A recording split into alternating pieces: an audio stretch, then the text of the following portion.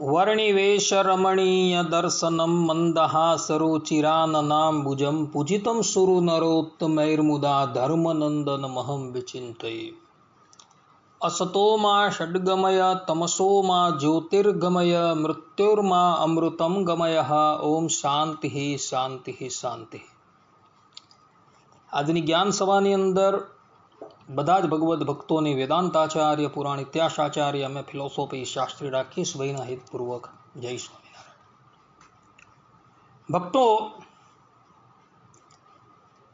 કારતક સુધી દ્વાદશી એટલે ભગવાનની પ્રિય પ્રેયસી તુલસીજીના પ્રાગટ્યનો મહોત્સવ। આમ જોવા જઈએ તો બ્રહ્મવૈવત પુરાણ પ્રકૃતિખંડ અધ્યાય 22ની અંદર ભગવાન વેદવ્યાસજી સ્પષ્ટ રૂપે કહે છે કે કાર્તિક માસની પૂર્ણિમાને દિવસે એટલે કે કારતક સુદ પૂનમને દિવસે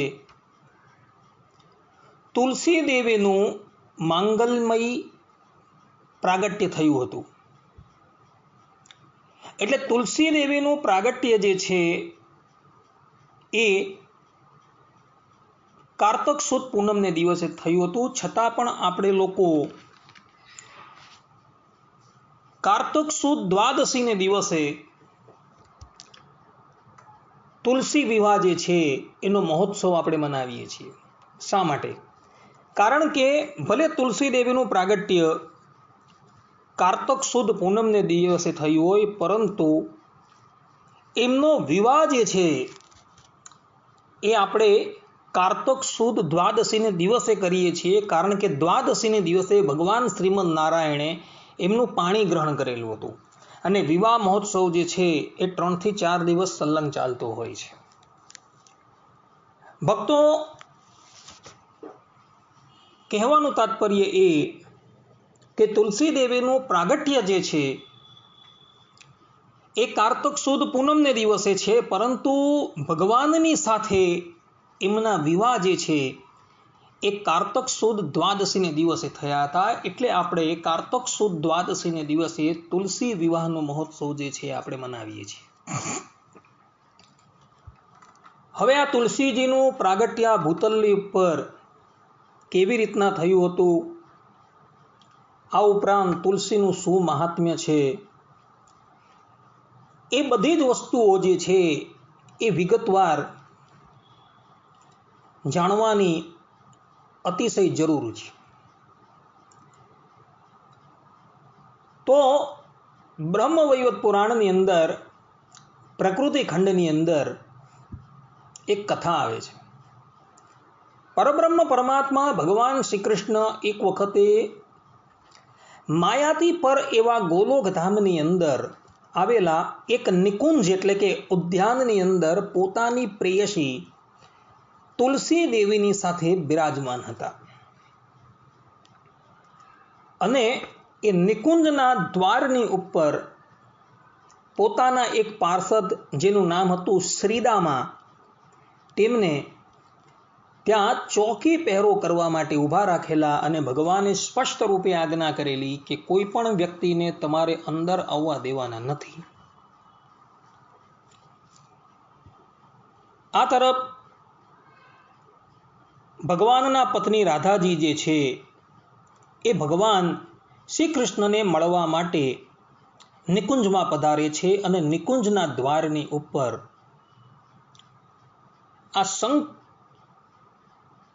આ જે શ્રીદામા નામનો જે પાર્ષદ હતો એ પાર્ષદ એમને અટકાવે છે।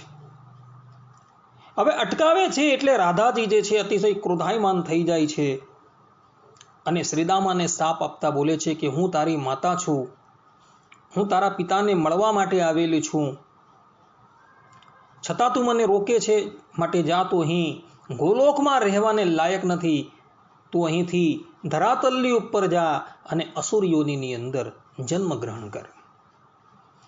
શ્રીદામા પણ જે છે એ અતિશય ક્રોધાયમાન થઈ જાય છે અને રાધાજીને શાપ આપી દે છે કે જા, મારો શાપ છે કે તમારે પણ ભૂતલની ઉપર એક ગુર્જરના ઘરે પ્રગટ થવું પડશે અને ભગવાનનો વિયોગ 100 વર્ષ લગીને તમારે સહન કરવો પડશે. આ પ્રમાણે પરસ્પર શાપ આપ્યો. એવામાં ભગવાન શ્રીમદ નારાયણ જે છે એટલે ભગવાન શ્રી કૃષ્ણ ત્યાં આવી ચડે છે, સાથે તુલસી દેવી પણ છે. તુલસી દેવીને ભગવાન શ્રી હરિની સાથે જોયા એટલે રાધાજી અતિશય ક્રોધાયમાન થઈ જાય છે અને તુલસીજીને પણ શાપ આપી દે છે કે જા, મારો શાપ છે કે તારે ભૂતલની ઉપર પ્રગટ થવું પડશે અને એક વૃક્ષનો દેહ ધારણ કરવો પડશે. આ પ્રમાણે શાપ અપાયો એટલે તુલસી દેવી જે છે એ અતિશય ભય પામી ગયા, કારણ કે એક ક્ષણ માટે પણ એ ભગવાનનો વિયોગ સહન કરવા માટે શક્તિમાન ન હતા. એટલે ભગવાન શ્રી કૃષ્ણ એને ધીરજ આપે છે કે ભૂતલની ઉપર મારા ગોલોક ધામનો જ મારો જ એક પાર્ષદ અને એ મારું જ સ્વરૂપ છે એવો શ્રીદામાં શંખચૂડ નામનો અસુર થશે અને એની સાથે તારું લગ્ન થશે અને સમય જતા તને મારો પુનઃ સંયોગ પ્રાપ્ત થશે. આ પ્રમાણે ભગવાન એને આશીર્વાદ આપે છે. ભક્તો, અહીં કોઈ પણ વ્યક્તિ તર્ક કરતા નહીં કે માયાથી પર એવા ગોલોકની અંદર પણ આવી રીતના વિવાદ છે એવો તર્ક ન કરતા, કારણ કે આ બધી જ વસ્તુ જે છે એ ભગવાનની ઈચ્છા પર આધારિત છે. ભગવાન સ્વામિનારાયણે આ બધી જ વાતનો ખુલાસો સારંગપુરના વચનામૃતમાં કરેલો છે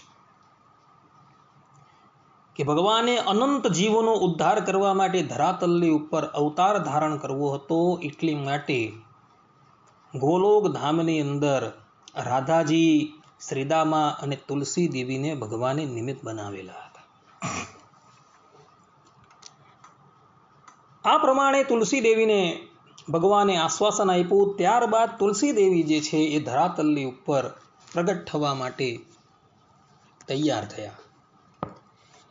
ધરાતલની ઉપર એક ધર્મધ્વજ નામનો રાજા રાજ્ય કરતો હતો. રાજા જે છે એ સપ્તદ્વીપવતી પૃથ્વીનો ચક્રવર્તી સમ્રાટ હતો અને એની પત્નીનું નામ હતું માધવી.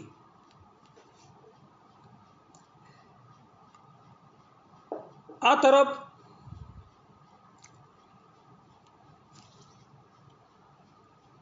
એક વખત ગંધમાદન પર્વતની ઉપર વિહાર કરતા આ ધર્મધ્વજ રાજા જે છે તેની પત્ની માધવી જે છે એને ગર્ભ રહી ગયો અને એ ગર્ભ જે છે એ ધીરે ધીરે વૃદ્ધિ પામવા લાગ્યો. ભગવાનની પ્રિય પ્રેયસી જે તુલસી દેવી જે છે એ જ આ ધર્મધ્વજ રાજાની પત્ની માધવીના ગર્ભની અંદર પધારેલા હતા અને સમય થતા એ ગર્ભ જે છે અર્થાત એ તુલસી દેવી જે છે એ જ આ માધવી નામની જે ધર્મધ્વજની પત્ની છે તેના થકી પ્રગટ થયા. તુલસી દેવી જેવા પ્રગટ થયા એટલે એમના અંગની જે કાંતિ જે છે એ પીળા કલરના ચંપકના જે પુષ્પો છે એના જેવી હતી અને એમના રૂપની તુલના આ જગતની અંદર કોઈ પણ વ્યક્તિ કરી શકે એમ ન હતું. એટલે માટે માતા પિતાએ એનું નામ તુલસી પાડેલું હતું. આખી કથા બ્રહ્મવૈવત પુરાણ પ્રકૃતિ ખંડ અધ્યાય 15 ની અંદર આવેલી છે. ત્યાં તુલસીની વ્યુત્પત્તિ આ પ્રમાણે કરવામાં આવેલી છે. ધીરે ધીરે તુલસી દેવી જે છે એ મોટા થવા લાગ્યા અને વયસ્ક થયા એટલે સાંસારિક બધી જ વસ્તુઓનો ત્યાગ કરી દીધો. માતા પિતાએ એમને ઘણા મનાવ્યા છતાં પણ એ તપસ્યા કરવા માટે બદ્રિકા આશ્રમની અંદર જતા રહ્યા અને બદ્રિકા આશ્રમની અંદર ઘોર તપસ્યાની અંદર લીન થઈ ગયા.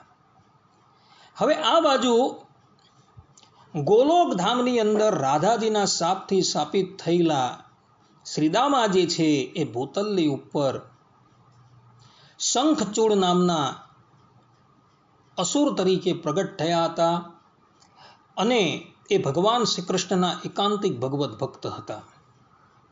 પરંતુ આસુરી સ્વભાવને વશ થઈને એણે ભગવાન શ્રી કૃષ્ણની ભયંકર તપસ્યા કરી અને ભગવાન શ્રી કૃષ્ણ થકી મનોવાંછિત વરદાનો પ્રાપ્ત કરી એણે ત્રિલોકીની અંદર દિગ્વિજય કરી દીધો અને સમસ્ત દેવતાઓને પોતાના અધિકારમાંથી મુક્ત કરી એ દેવતાઓના સ્થાનની ઉપર એણે પોતાના આસુરી જે લોકો હતા એ બધાની સ્થાપના કરી દીધી. એક દિવસની વાત છે, શંખચૂડના સ્વપ્નની અંદર બ્રહ્માજી પધારે છે અને બ્રહ્માજી એને આદેશ કરે છે કે હે શંખચૂડ, તું અહીંથી બદ્રિકા આશ્રમની અંદર જા. બદ્રિકા આશ્રમની અંદર એક કન્યા જે છે એ કન્યાનું જઈને તું પાણી ગ્રહણ કર. આ પ્રમાણે બ્રહ્માજીએ શંખચૂડને આજ્ઞા કરી. એટલે શંખચૂડ બદ્રિકા આશ્રમની અંદર પધારે છે. બદ્રિકા આશ્રમની અંદર તુલસી દેવી જે છે એ પોતે કઠોર તપસ્યા કરતા હોય છે. બ્રહ્માજીએ તુલસી દેવીની સન્મુખ પણ પ્રગટ થઈ એને પણ આજ્ઞા કરી કે શ્રીદામા નામનો જે ગોલોક ધામની અંદર ભગવાન શ્રી કૃષ્ણનો પાર્ષદ હતો તે જ ભૂતલની ઉપર શંખચૂડ નામનો અસુર તરીકે પ્રગટ થયો છે. એ ગોપ જે છે એ સાક્ષાત શ્રી કૃષ્ણનો જ અંશ છે. તો શ્રી કૃષ્ણ ભગવાનને પતિ બનાવવા માટે અહીં કઠોર તપસ્યા કરી રહી છે, તો હવે તારી તપમાંથી નિવૃત્તિ કર અને એ જે શ્રીદામા નામનો ગોપ તારી પાસે આવે તો તેની સાથે તું લગ્ન કર, કારણ કે એ ભગવાન શ્રી કૃષ્ણનો જ અંશ છે. આ પ્રમાણે તુલસી દેવીને આજ્ઞા આપી. એટલે તુલસી દેવે બ્રહ્માજીની આ આજ્ઞા જે છે એ શિરોધાર્ય કરે છે અને ત્યારબાદ થોડા દિવસની અંદર શંખચૂડ જે છે એ શંખચૂડ બદ્રિકા આશ્રમની અંદર આવે છે. બદ્રિકા આશ્રમની અંદર આવતા બંનેઓનું મન જે છે એ એકબીજાની અંદર આકર્ષિત થઈ જાય છે અને બંને જણા ગંધર્વ વિવાહ કરી લે છે. ગંધર્વ વિવાહ થયા બાદ તુલસી દેવીને લઈને શંખચૂડ જે છે એ પોતાના રાજ્યની અંદર આવે છે. બંનેઓનું દાંપત્ય જીવન જે છે એ અતિશય સુખમય રીતે પસાર થતું હોય છે. હવે આ તરફ શું થયું કે પોતાના અધિકારમાંથી વંચિત થયેલા જે દેવતાઓ જે છે એ ભગવાન શંકરના શરણમાં ગયા અને ભગવાન શંકર એને લઈને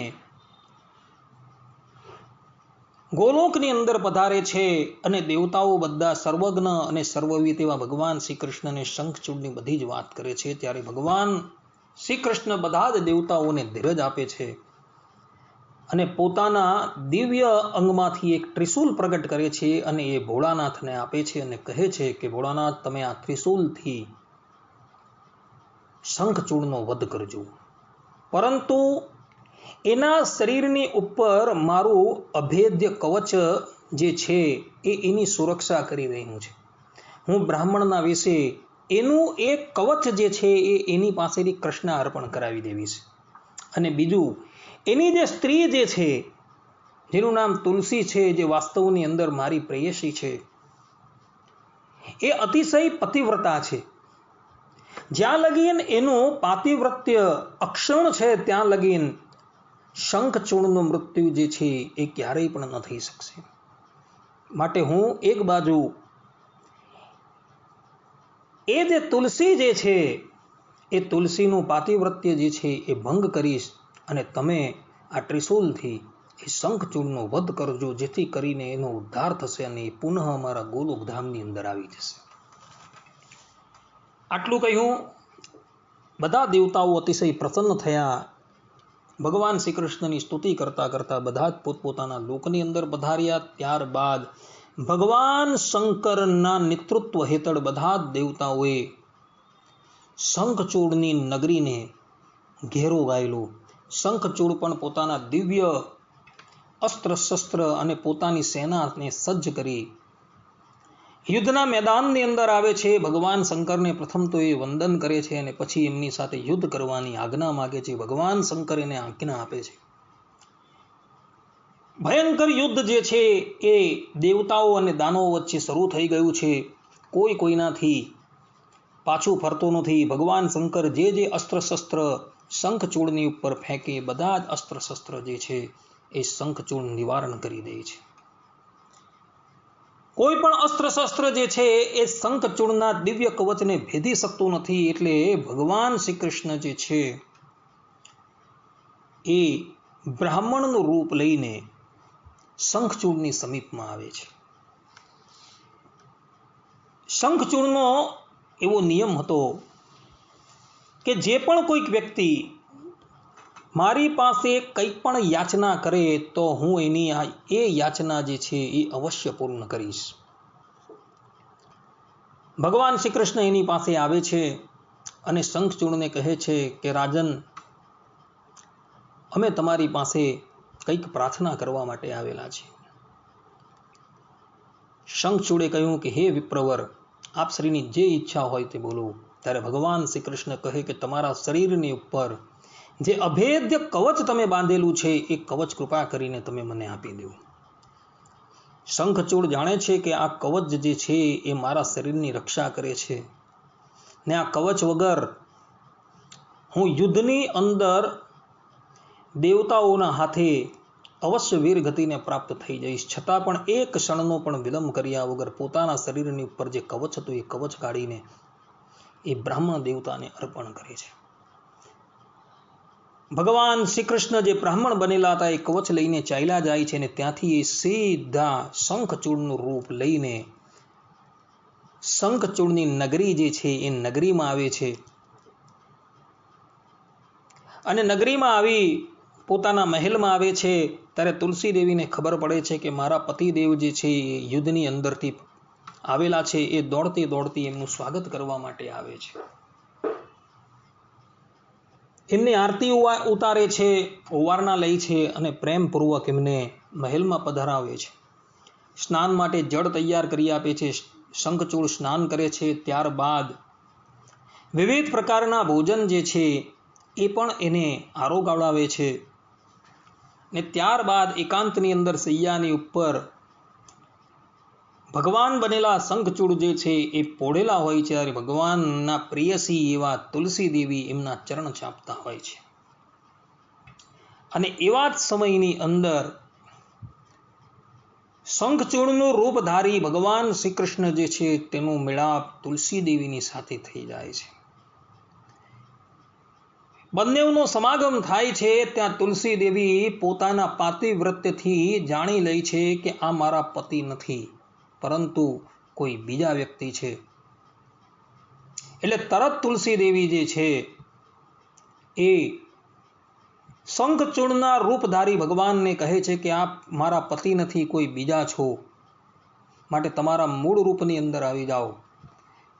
પતિવ્રતા નારી જે છે મનથી પણ ક્યારેય પરપુરુષનો સ્પર્શ કરતા નથી, પરંતુ તમે તો મને સ્પર્શ કરી દીધી છે અને મારું પાતિવ્રત્ય ભંગ કરી દીધું છે. ભગવાન શ્રીમદ નારાયણ પોતાના મૂળ રૂપની અંદર આવી જાય છે. જેવા તુલસી દેવીનું પાતિવ્રત્ય ભંગ થાય છે એટલે ભગવાન શંકર જે છે પેલી બાજુ યુદ્ધની અંદર ભગવાન શ્રી કૃષ્ણએ આપેલું જે ત્રિશૂલ જે છે એ ચલવી દે છે ને એના દ્વારા શંખચૂડનું મસ્તક જે છે એ કપાઈ જાય છે, એના શરીરની અંદરથી એક દિવ્ય જ્યોત નીકળે છે અને ભગવાન શ્રી કૃષ્ણની અંદર એ વિલીન થઈ જાય છે. આ તરફ ભગવાન શ્રીમદ નારાયણ એટલે કે શ્રી કૃષ્ણ ભગવાન પોતાના મૂળ રૂપની અંદર આવી જાય છે. ચતુર્ભુજ રૂપ ભગવાન ધારણ કરે છે. તુલસી દેવી જોવે છે કે આ તો મારા આરાધ્ય દેવ છે. તુલસી દેવી અતિશય ક્રોધાયમાન થઈ જાય છે અને શ્રીમદ નારાયણને કહે છે કે પ્રભુ, તમે મારું પાતિવ્રત્ય ભંગ કરી દીધું. ખરેખર તમારા હૃદયની અંદર કોઈ પણ જાતની દયા નથી, માટે તમે તો પાષાણ હૃદય છો, માટે તમે પાષાણ થઈ જાઓ. આ પ્રમાણે ભગવાનને એણે શાપ આપી દીધો અને શ્રીમદ નારાયણ જે છે એ પોતે પાષાણનું સ્વરૂપ ધારણ કરી દે છે. ભક્તો, પાતિવ્રત્ય સ્ત્રીનો મુકાબલો શ્રીમદ નારાયણ પણ નથી કરી શકતા અને શંકરનું ત્રિશુલ પણ નથી કરી શકતું. એટલી બધી તાકાત હોય છે. આ જગતની અંદર પતિવ્રતા નારીએ જે આશ્ચર્ય કાર્યો કરેલા છે ને, એવા ઇતર કોઈએ કરેલા નથી. ભક્તો, સાક્ષાત શ્રીમદ નારાયણને એણે પાષાણ બનાવી દીધા. બધા દેવતાઓ, ઋષિ મુનિઓ તુલસી દેવીની પાસે પધારે છે અને કહે છે કે તુલસી દેવી, આપ શ્રીએ શું કર્યું? આ જગતના પાલન કરતા સાક્ષાત પરબ્રહ્મ પરમાત્મા છે, એને તમે પાષાણ બનાવી દીધા. માટે કૃપા કરીને તમારો શાપ જે છે એ પાછો લેવો. બહુ બ્રહ્માદિક દેવતાઓ આવીને વિનંતી કરે છે. ત્યારે તુલસી દેવી પોતાનો શાપ પાછો લે છે. શ્રીમદ નારાયણ પોતાના મૂળ રૂપની અંદર આવી જાય છે અને તુલસી દેવીને ખૂબ ખૂબ આશીર્વાદો આપે છે અને કહે છે કે તુલસી, તારા મસ્તકની ઉપર જે વાળ રહ્યા છે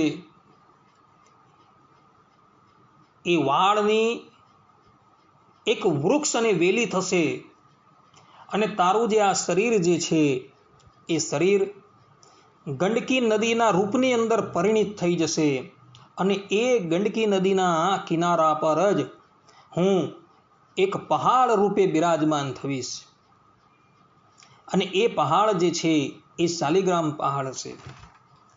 પૂર્વે એક દાનવે અતિશય ઘોર તપસ્યા કરી હતી અને મારી પાસે એણે વરદાન માગેલું હતું કે હું તમારું ભક્ષણ કરવા માંગુ છું.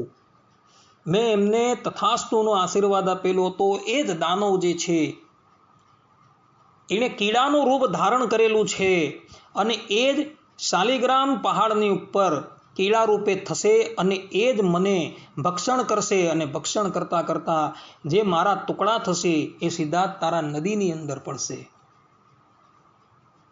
એ જ જે છે એ શાલિગ્રામ કહેવાશે અને શાલિગ્રામ જે છે એ સાક્ષાત મારું સ્વરૂપ હશે.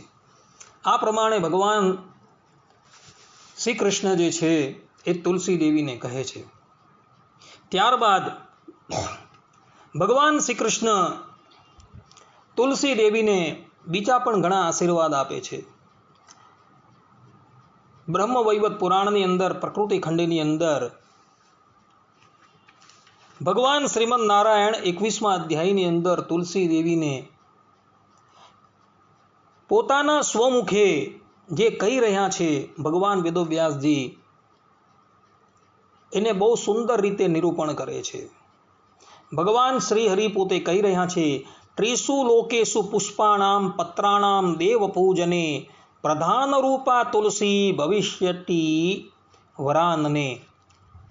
આ પ્રમાણે ભગવાન જે છે એ પોતે કહી રહ્યા છે કે હે તુલસી દેવી, ત્રણેય લોકોમાં દેવતાઓની પૂજાની અંદર ઉપયોગમાં આવતા જેટલા પણ પત્ર અને પુષ્પો છે એ બધા જ પત્ર અને પુષ્પોની અંદર તારી જે છે એ પ્રધાનતા મનાશે.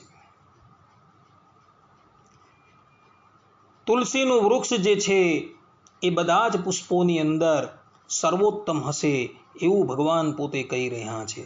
સ્વર્ગે મૃત્યે ચ પાતાલે વૈકુંઠે મમ સન્નિધૌ ભવંતુ તુલસી વૃક્ષા વરાહા પુષ્પેશુ સુંદરી ગોલોકે વિરજાતિરે રાસે વૃંદાવને ભુવિ ભાંડીરે ચંપક વને રમ્યે ચંદન કાનને. ભગવાન શ્રી કૃષ્ણ પોતે કહે છે કે તુલસીનું વૃક્ષ જે છે એ બધા વૃક્ષોની અંદર સર્વોત્તમ છે. ગોલોક ધામની અંદર, વિરજા નદીના તટની ઉપર, રાસમંડલની અંદર, વૃંદાવનની અંદર, ભૂલોકની અંદર, બાંડરી વનની અંદર, ચંપક વનમાં, मनोहर चंदन वन एवं माधवी, केतकी, कुंद और मल्लिकाना वननी अंदर तथा बधा पुण्य स्थानोनी अंदर तारू जे पुण्यशाળી વૃક્ષ જે છે એ પ્રગટ થશે. આ પ્રમાણે શ્રીમદ નારાયણ જે છે એને આશીર્વાદ આપે છે. ભક્તો તુલસી વૃક્ષ જે છે એ તુલસી વૃક્ષના મૂળની અંદર બધા જ દેવતાઓ જે છે એ રહેલા હોય છે અને તુલસી વૃક્ષના મૂળની અંદર સંપૂર્ણ તીર્થોનો નિવાસ હોય છે. ભક્તો, તુલસી તરુમૂલે ચ પુણ્ય દેશેષુ પુણ્યદે અધિષ્ઠાનમ તુ તીર્થાનામ સર્વેષામ ચ ભવિષ્યતિ. આ પ્રમાણે ભગવાન શ્રીમદ નારાયણ પોતે કહે છે. માટે જેના ઘરની અંદર તુલસીનું વૃક્ષ હોય તો એના મૂળની અંદર સંપૂર્ણ દેવતાઓનો વાસ હોય છે. ભક્તો, અને એ તુલસીના મૂળની અંદર બધા જ તીર્થો જે છે એ રહેલા હોય છે. એટલે માટે પ્રાતઃકાલે આપણે ઠાકોરજીની સેવા કર્યા બાદ તુલસીના વૃક્ષને જલથી સિંચતા હોય છે. એનું કારણ કે તુલસીના મૂળની અંદર સમસ્ત દેવતાઓ રહેલા હોય છે, સમસ્ત તીર્થો રહેલા હોય છે. તો એની અંદર જલ અર્પણ કરવાથી આપણે સંપૂર્ણ દેવતાઓને તૃપ્ત કર્યાનું ફળ મેળવી લઈએ છીએ, છતાં સંપૂર્ણ તીર્થોની અંદર ગમન કરવાનું પુણ્ય જે છે એ પણ પ્રાપ્ત કરી લેતા હોય છે. ભક્તો, માટે ભક્તો હંમેશા તુલસીના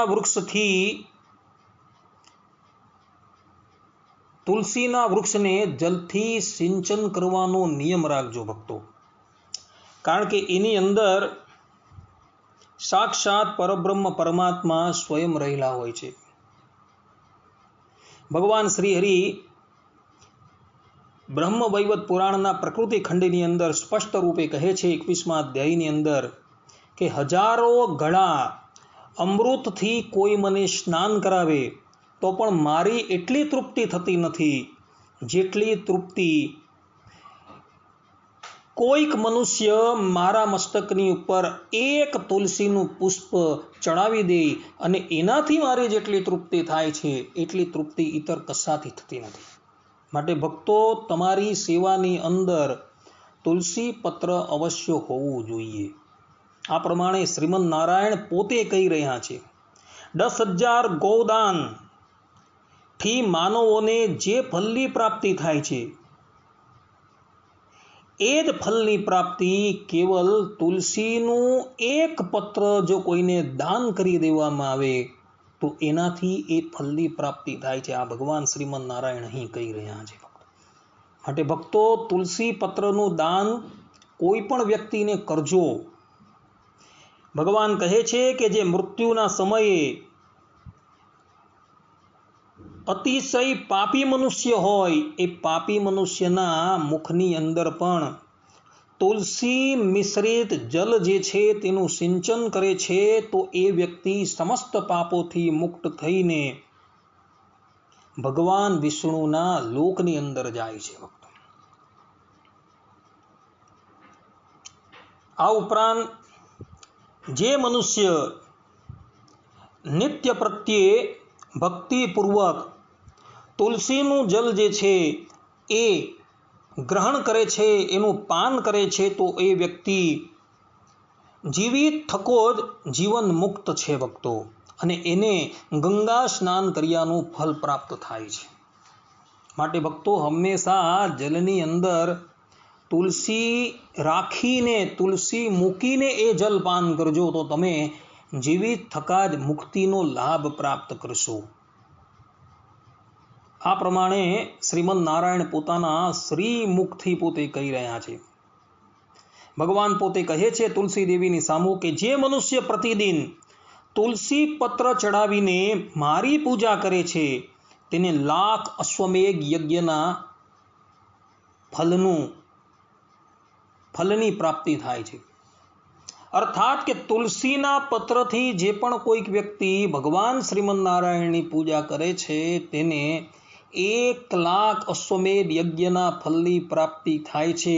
આ ભૂતલની ઉપર કોઈક વ્યક્તિ હોય ને, સૌથી મોટો ધનાઢ્ય, એ પોતાની સમસ્ત ધન સંપત્તિ ખર્ચી નાખે ને તો પણ એ વ્યક્તિ એક અશ્વમેધ યજ્ઞ ન કરી શકે. પ્રથમ તો અશ્વમેધ યજ્ઞ કરવા માટે તમારે શ્યામ કર્ણનો અને શ્યામ પૂંછડી વાળો ઘોડો લાવવો પડે, જે વરુણલોકની અંદર મળતો હોય છે. વરુણલોકમાંથી ઘોડો લાવવાના કેવી રીતના? પરંતુ ભગવાન શ્રીમદ નારાયણના મસ્તકની ઉપર જો તમે તુલસી ચડાવી દેવું તો ભગવાન શ્રીમદ નારાયણ અહીં પોતાના શ્રીમુખથી કહે છે કે 1,00,000 અશ્વમેધ યજ્ઞનું ફલ એને પ્રાપ્ત કરી દે છે.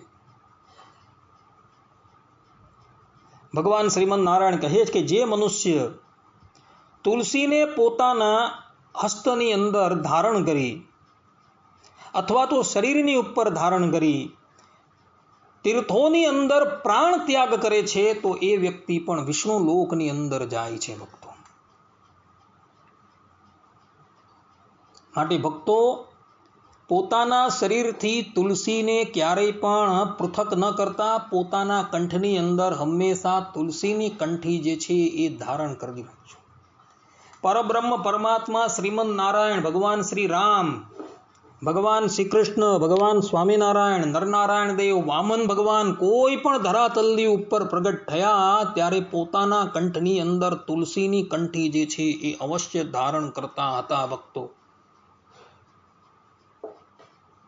માટે ભક્તો તુલસીની કંઠી જે છે એ અવશ્ય ધારણ કરજો. ભગવાન શ્રીમદ નારાયણ કહે છે કે જે મનુષ્ય તુલસીને પોતાના હસ્તની ઉપર ધારણ કરીને અસત્ય પ્રતિજ્ઞા કરે છે એને સૂર્ય અને ચંદ્ર જ્યાં લગીન તપતા રહે છે ત્યાં લગીન કાલ સૂત્ર નરકની અંદર જઈને તાની યાતના ભોગવવી પડે છે. માટે ભક્તો તુલસીની કંઠી ધારણ કરીને ક્યારેય પણ અસત્ય પ્રતિજ્ઞા કરતા નહીં, અન્યથા તમારે ઘોર નરકની અંદર જવું પડશે.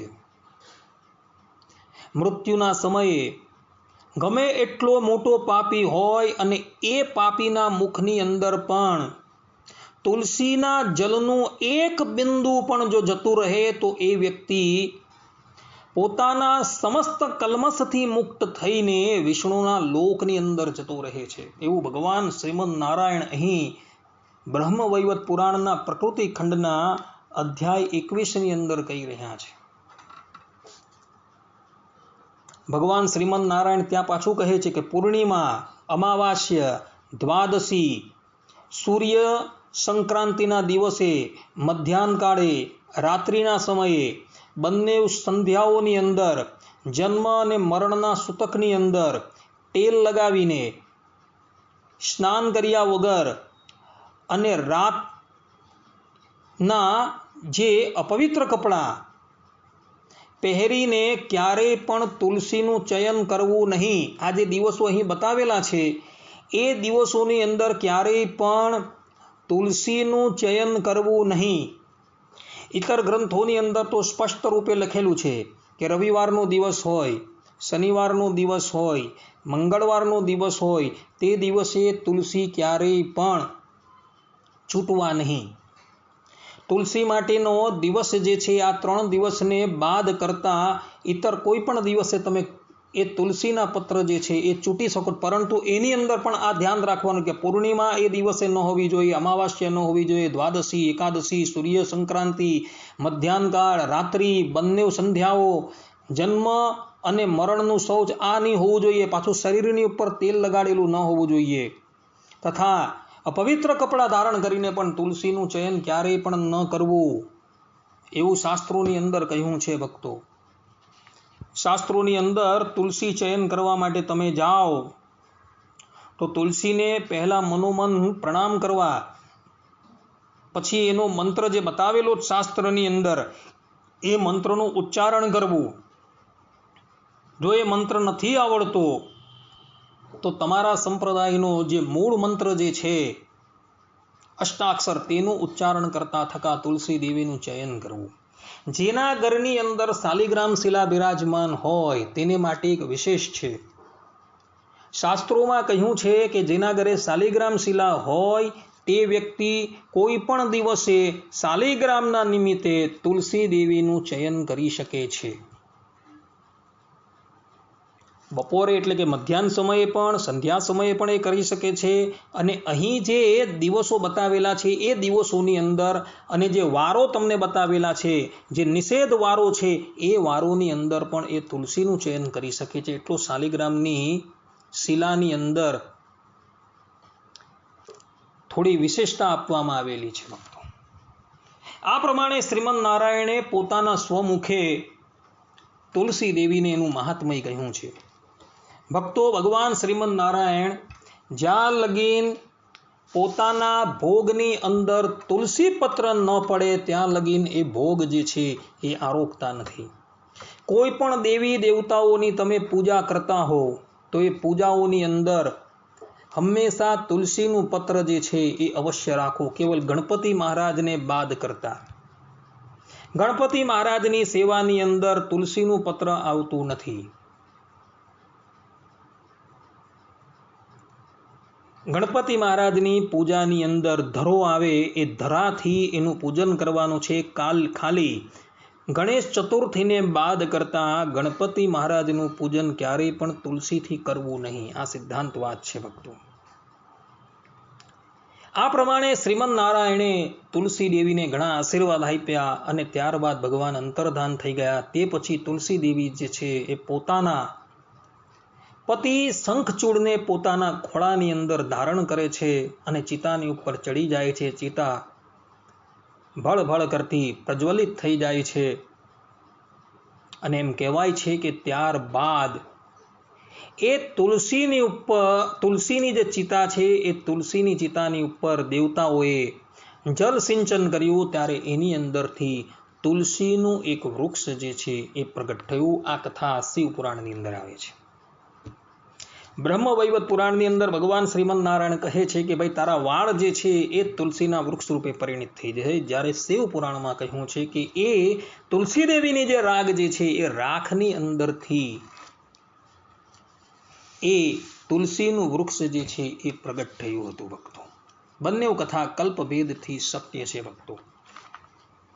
માટે ભગવાનની સેવાની અંદર હંમેશા ભક્તો તુલસી જે છે એનો ઉપયોગ કરજો. કારણ કે ઇતર પુષ્પ, ચાહે સુવર્ણના પુષ્પ કેમ ન હોય, એ પુષ્પથી ભગવાનની સેવા કરવાથી ભગવાન એટલા પ્રસન્ન નથી થતા જેટલા 3 દિવસ જૂની તુલસીની મંજરી હોય અથવા તુલસી પત્ર હોય એના દ્વારા સેવા કરવાથી ભગવાન શ્રીમદ નારાયણ રાજી થાય છે.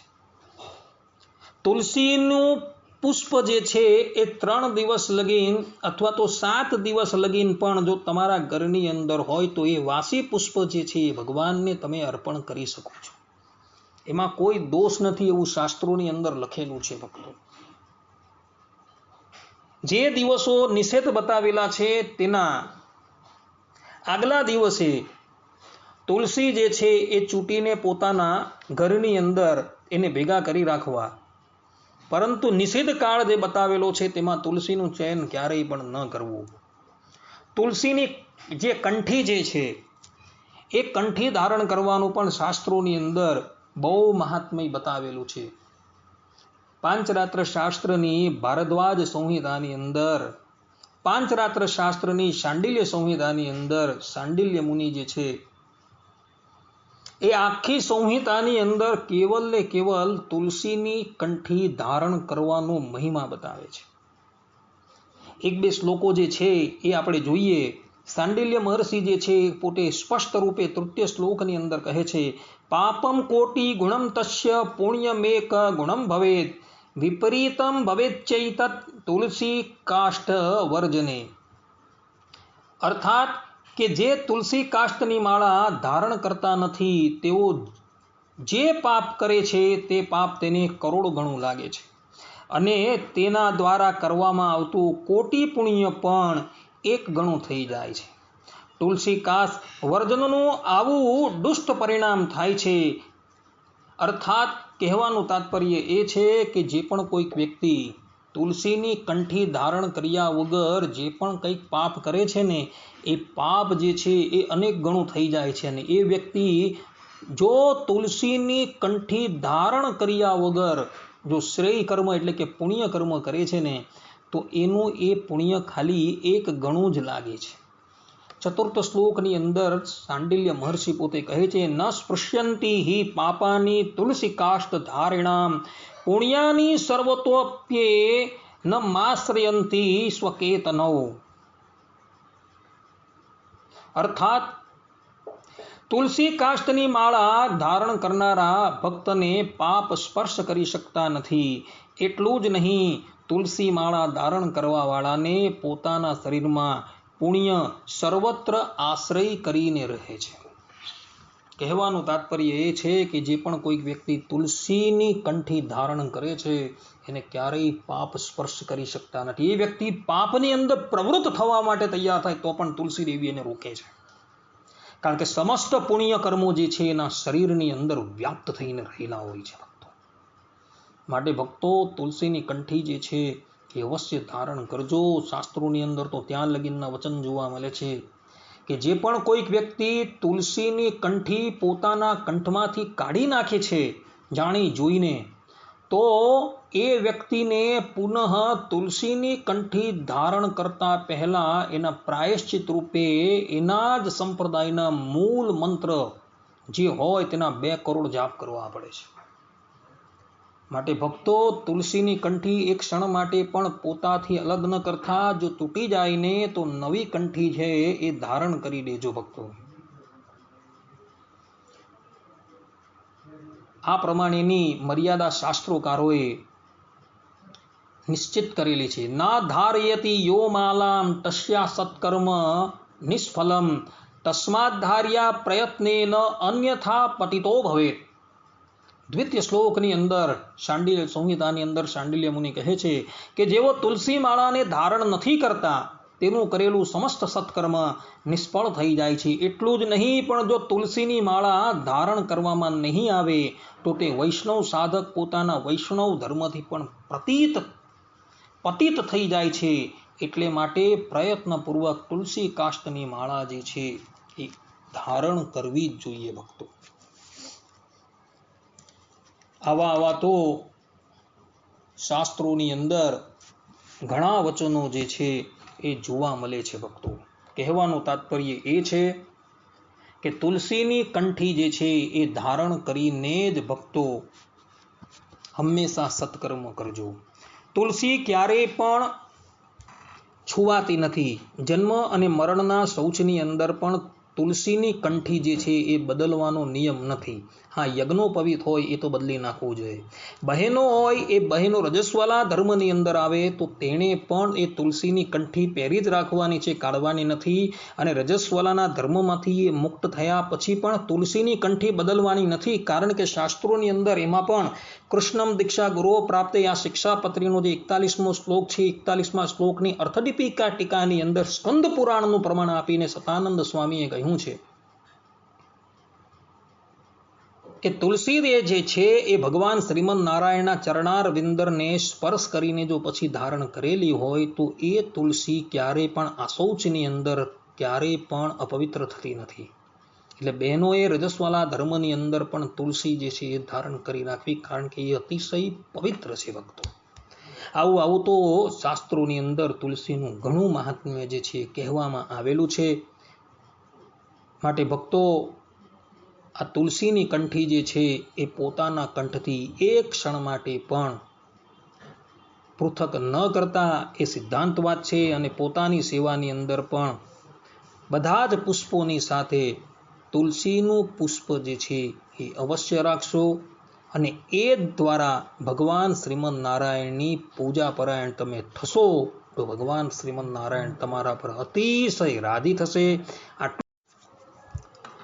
હવે એક બીજી મહત્વની વાત,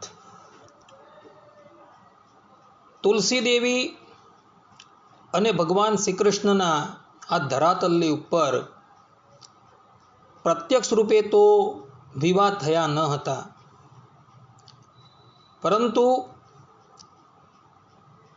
તુલસી દેવી અને ભગવાન શ્રી કૃષ્ણ જે છે એ અનાદિના દંપતીઓ છે. આમ જોવા જઈએ તો તુલસી દેવી એ સાક્ષાત લક્ષ્મીજીનો જ અંશ છે એવું બ્રહ્મ વૈવત પુરાણના પ્રકૃતિ ખંડની અંદર લખેલું છે. એટલે તુલસી દેવી પણ જે છે એ ભગવાનના અનાદિના જ પત્ની છે, અને અનાદિના પત્ની હોવાથી તુલસી દેવીનું પ્રાગટ્ય એ પૂનમને દિવસે થયું હોવાથી ભારત વર્ષના તમામ વૈષ્ણવ મંદિરોની અંદર દ્વાદશીથી લઈને, એટલે કે કારતક સુધી, દ્વાદશીથી લઈને કારતક સુધી પૂર્ણિમા પર્યંત તુલસી વિવાહનો મહોત્સવ જે છે એ ઉજવવામાં આવે છે. એટલે માટે